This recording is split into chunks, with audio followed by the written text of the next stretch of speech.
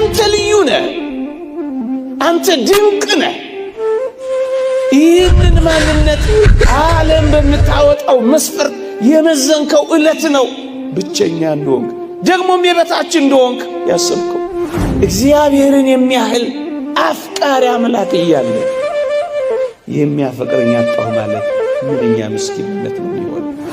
የበታችም ብቸኝነትም ሲገባቸው አፍቃሪና ተንከባካቢ እንደሌላቸው ስለሚቆጥሩ ወገኖቼ የሚወደኝ ማንም የለም ብለው ራሳቸውን እንኳን እስከ ማጥፋት ይደርሳሉ።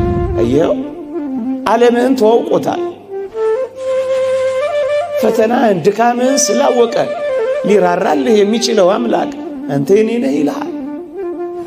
በአንድ እጅ ጣት የማይቆጠሩ ሰዎች ትኩረት ስለነፈጉ ለምንድን ነው አንተ ለራስህ ትኩረት የምትነፍገው? ጥቂቶች ስላላጨበጨቡልህ አንተ ለምንድን ነው ስታለቅስ የምትኖረው? የብቸኝነትም የበታችነትም እንዳይሰማ እናንተ ኦርቶዶክሳውያን ወጣቶች ሆይ በዘላለም ፍቅር ወድጄሻለሁ የሚለው ባለ ጸጋው እግዚአብሔር ነው ሰጥቶ ማያልቅበት። ይሄን ፍቅር ታውቁት ነው ወገኖቼ። የዚህ ዓለም ፍቅር እኮ አጣው ብለው ምናልባት እጮኛ ስላላፈቀራቸው፣ ምናልባት ባለ ስለከዳቸው፣ ኑሮ ሁሉ የከዳቸው የመሰላቸው ብዙዎች ራሳቸውን ባሳዛኝ ሞት ውስጥ ከተዋል።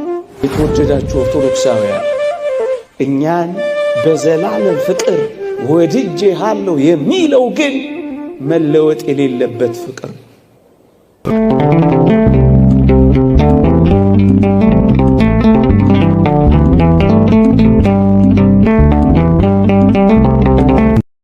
በስመ አብ ወወልድ ወመንፈስ ቅዱስ